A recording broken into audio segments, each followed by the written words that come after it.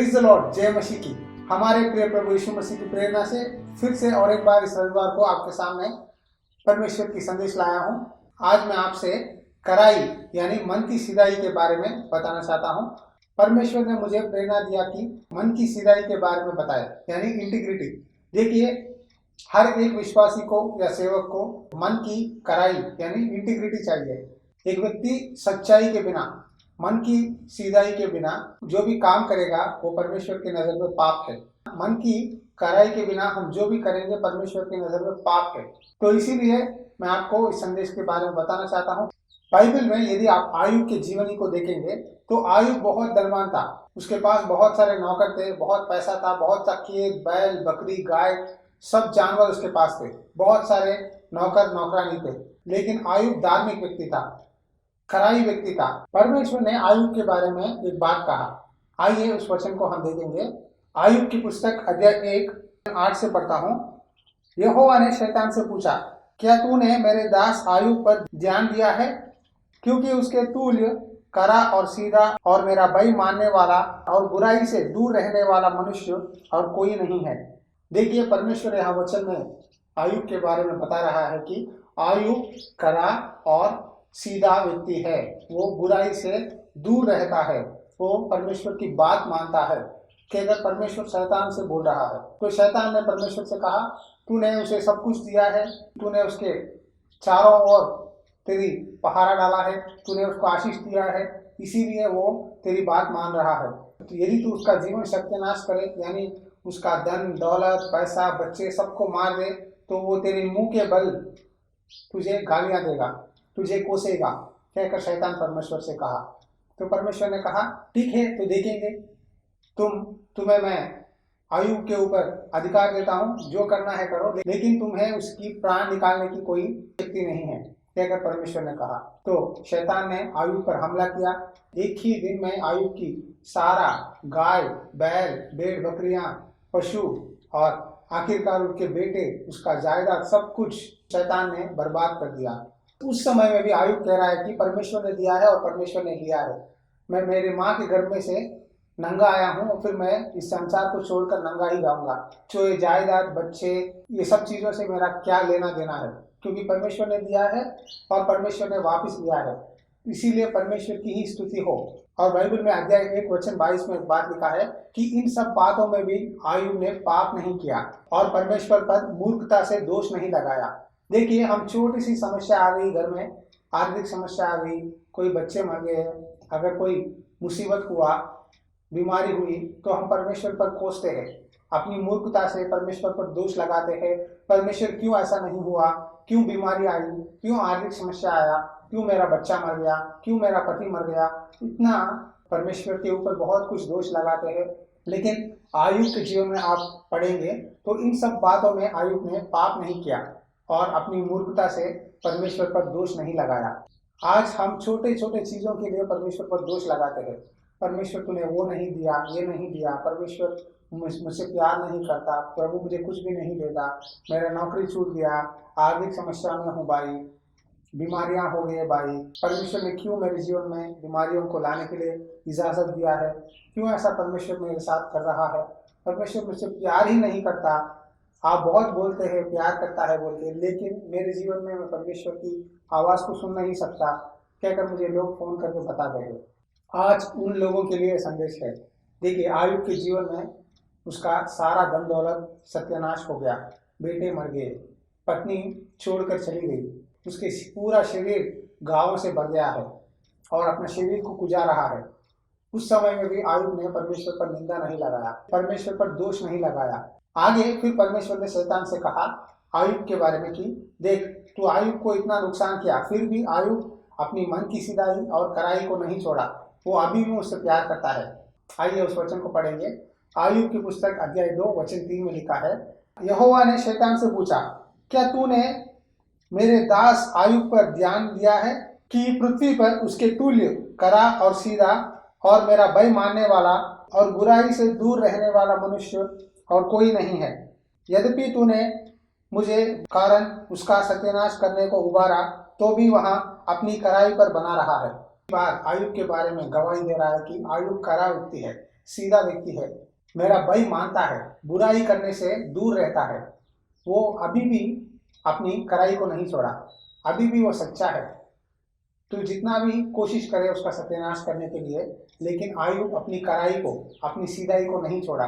बाद में आयुब की पत्नी भी आयुब को कोसने लगी, तू और भी क्यों परमेश्वर परमेश्वर कहता है, इतना दुख, इतना नुकसान, इतना तकलीफ आया है, सब लोगों के सामने तेरी अपमान हुई, इसी गांव का तो एक बड़ा व्यक्ति था, लेकिन आज सब लोग तेरी निंदा कर रहे हैं, बाल बच्चे भी आकर तुम्हारी निंदा करते हैं, तुम्हें एक पागल की तरह देखते हैं, तुम्हारा पैसा छूट गया, बच्चे मर गए, सब कुछ तुमने खो बैठा, अब क्यों परमेश्वर परमेश्वर बोल के कहते हो? छोड़ दो ना, परमेश्वर को छोड़ दो और मर जाओ, परमेश्वर को दोष लगाकर मर जाओ। इस तरह आयुब की पत्नी कहने लगी। इधर आयुब की पत्नी का नाम नहीं लिखा है।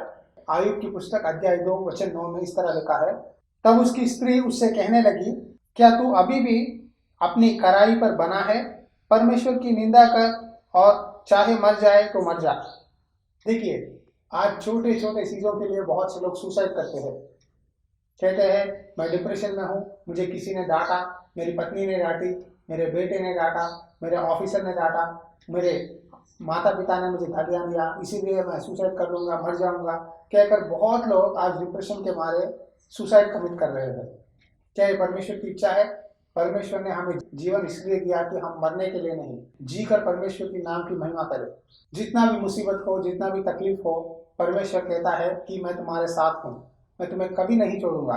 इधर आयुब भी परमेश्वर पर विश्वास रखकर, सब लोग उसकी निंदा किए, आखिरकार उसकी पत्नी भी निंदा करने लगी कि तू अभी भी अपनी कड़ाई को नहीं छोड़ेगा, परमेश्वर पर दोष लगा और चाहे मर जाना चाहता है तो मर जा, क्यों ऐसा जिंदा रहकर दुख उठाते हुए परमेश्वर परमेश्वर कहता है? इन बातों से क्या मतलब है? कोई भी मतलब नहीं है, तुम्हारे लिए इस पृथ्वी पर कोई भी उपयोग नहीं है, मर जाओ। देखिए, यदि आपके पास पैसा है, धन दौलत है, नाम है, सब लोग आपके आसपास चक्कर के आसपास चिमटी की तरह घूमते रहते हैं। यदि आपका पैसा छूट गया कि निंदा हुई, आपका नौकरी छूट गया तो सब लोग आपसे दूर भाग जाते हैं। संसार ऐसा ही है। आयुब के जीवन में भी जब पैसा था, जब नौकर थे, जब सबके सामने एक अच्छा बड़ा व्यक्ति की तरह गांव में जी रहा था, तो सब लोग उसके आसपास थे। लेकिन जब पैसा छूट गया, बच्चे मर गए, घर छूट गया, जानवर मर गए, नौकर भी छोड़कर चले गए, तो पत्नी कह रही है कि तू मर जा, सुसाइड कर ले, मुझे कोई उपयोग नहीं है तेरे साथ रहने की, और तेरा जीवन तुझे भी व्यर्थ है, शरीर भर गांवों से भरा हुआ है। आखिरकार आयुब के दोस्तों भी आकर आयुब से बात करने लगे। पहले वो रोने लगे, आयुब के बारे में उन्होंने भी रोया और उसके साथ अच्छी तरह से बात करने लगे, लेकिन बाद में उनका सोच बदल गया। उन्होंने भी आयुब पर निंदा किया।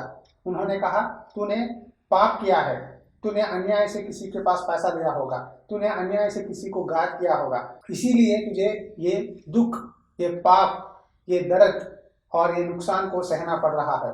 अभी भी समय है, माफी मांग परमेश्वर से, पश्चाताप कर और कह कि मैंने पाप किया है, प्रभु मुझे माफ कर। तब परमेश्वर तुझे माफ करेगा और तुझे फिर से नया जीवन देगा। कहकर बहुत निंदा करने लगे, उसके बारे में गलत विचारों से उसकी अपमान करने लगे। लेकिन आयुब ने एक बात कहा, क्या है मालूम है? आइए देखेंगे। आयुब की पुस्तक अध्याय 27 वचन 5 आपके लिए पढ़ता हूँ, देखेंगे। ईश्वर ना करे कि मैं तुम लोगों को सच्चा ठहराऊं, जब तक मेरा प्राण न छूटे तब तक मैं अपनी कड़ाई से न हटूंगा। देखिए, आसपास लोग आयुब को निंदा कर रहे हैं, लेकिन आयुब ने कहा, ईश्वर ना करे कि तुम लोगों को मैं सच्चा ठहराऊं। यदि झूठ है तो वो झूठ ही है, झूठ को हम झूठ ही बोलते हैं, उसे सच नहीं कर सकते। इधर भी आयुब के बारे में झूठी निंदा, झूठी गवाहियां, झूठी बातों से उसकी अपमान कर रहे हैं। लेकिन आयुब कह रहा है कि मैं इन झूठ बातों को, झूठ निंदाओं को सच्चाई नहीं करूंगा। यदि मैं मर जाऊं तो मर जाऊंगा, लेकिन मैं अपनी कड़ाई को नहीं छोड़ूंगा, मैं अपनी सच्चाई को नहीं छोड़ूंगा, मैं अपनी धार्मिकता को नहीं छोड़ूंगा। मर जाऊंगा लेकिन मैं जैसा हूं वैसा ही रहूंगा, मैं तुम्हारे लिए, तुम्हारे बातों के कारण नहीं बदलूंगा। आखिरकार परमेश्वर ने आयुब को इतना आशीष दिया कि पहले से लेकर दूसरी बार और भी अधिक आशीष दिया। फिर से उसके 7 बेटे और 3 बेटियां उत्पन्न हुई, और आयुब अपने मित्रों के बारे में प्रार्थना किया और परमेश्वर ने उनके दोस्तों की पाप को क्षमा किया। देखिए, एक व्यक्ति अगर दुख सह रहा है, तकलीफ को देख रहा है, तो ऐसा नहीं कि परमेश्वर ने उसे दंड दिया है। यदि एक व्यक्ति सच्चाई से, कड़ाई से चल रहा है तो उसके जीवन में बहुत से तकलीफ आएंगे, बहुत से मुसीबतों को देखना पड़ेगा। इस संसार में तुम्हें क्लेश होंगे, तुम्हें दुख होंगे, लेकिन विश्वास करो क्योंकि मैंने संसार को जीता है, कहकर प्रभु ने कहा। आज प्रभु आपसे बातें कर रहा है। क्यों रो रहे हो? मुझे इतना मुसीबत हुआ, इतना तकलीफ हुआ, इतना दुख हुआ, क्यों ऐसा है? क्यों क्यों क्यों कहकर पूछना छोड़कर क्यों आप प्रार्थना नहीं करते? क्यों परमेश्वर पर आप भरोसा ही नहीं करते? आयुब के बारे में कोई भी पाप नहीं है, वह सिर्फ चुपचाप रहा और प्रार्थना करने लगा, परमेश्वर की राह देखता रहा। देखिए, यदि आप सच्चे धार्मिक व्यक्ति है, मन की सीधाई से चलने वाले व्यक्ति है, तो आप चुप रहेंगे, परमेश्वर की राह देखेंगे। भजन संहिता में एक बात लिखा है, वो है, कड़ाई और सीधाई मुझे सुरक्षित रखे क्योंकि मुझे तेरी ही आशा है। देखिए, कड़ाई और सीधाई मुझे सुरक्षित रखे क्योंकि मुझे तेरी ही आशा है। यदि आप सच्चे व्यक्ति है, यदि आप मन की सीधाई से जीते हैं, तो आपको परमेश्वर जरूर बचाएगा क्योंकि आपकी आशा कभी नहीं टूटेगी। आपका मेहनत का फल प्रभु जरूर देगा, विश्वास रखिए। आप परमेश्वर के लिए जितना भी निंदा, अपमान, समस्या, दुख, क्लेश या आपके बारे में आपको सहना पड़ा है, लेकिन परमेश्वर आपको दुगनी आशीष देगा जिस तरह आयुब के जीवन में दिया है। राजा दाऊद के बारे में भी परमेश्वर ने एक बात कहा। वो पहला राजाओं की पुस्तक अध्याय 9 वचन 4 में लिखा है, यदि तू अपने पिता दाऊद के समान मन की कड़ाई और सीधाई से अपने को मेरे सामने जानकर चलता रहे और मेरी सब आज्ञाओं के अनुसार किया करे और मेरी विधियों और नियमों को मानता रहे, तो मैं तेरा राज्य इस्राएल के ऊपर सदा के लिए स्थिर करूंगा, जैसा कि मैंने तेरे पिता दाऊद को वचन दिया था। तेरे कुल में इस्राएल की गद्दी पर विराजने वाले सदा बने रहेंगे। इस तरह राजा दाऊद ने मेरे सामने मन की कड़ाई और सीधाई से मेरे सामने चलने लगा, यानी मेरी आज्ञाओं को, मेरे नियमों को, मेरे बातों का पालन किया और विश्वास से आगे बढ़ा। इसीलिए मैंने राजा दाऊद को आशीष दिया है और उसके कारण तुम्हारे पीढ़ी पीढ़ी को, यानी तुम्हारे बच्चों बच्चों को इजराइल पर राजा की तरह बनाऊंगा, यदि तुम मेरी बात मानोगे तो। आज परमेश्वर के आंखें ढूंढ रहे हैं कौन मेरे सामने मन की कड़ाई से चलता है, कौन सीधाई से चलता है। देखिए, सफेद कपड़े मैं पहना हूँ, सफेद कपड़े पहनने के कारण मैं एक कड़ा व्यक्ति बन नहीं सकता, अपने बातों के कारण कड़ा व्यक्ति बन नहीं सकता, लेकिन मेरी चाल चलन को परमेश्वर देखता है। यदि मैं परमेश्वर की नज़र में, परमेश्वर की सोच में मैं सीधा चलता हूँ, मेरे बातें सच्चे हैं, मेरे विचार सच्चे हैं, तब मैं परमेश्वर के नज़र में एक सच्चा व्यक्ति की तरह, ईमानदार की तरह रहूंगा। यदि लोगों को दिखाने के लिए या दूसरों को बताने के लिए चार मीठी सी बातों को बोलने के द्वारा मुझे और आपको कोई मतलब नहीं है, समझ गए।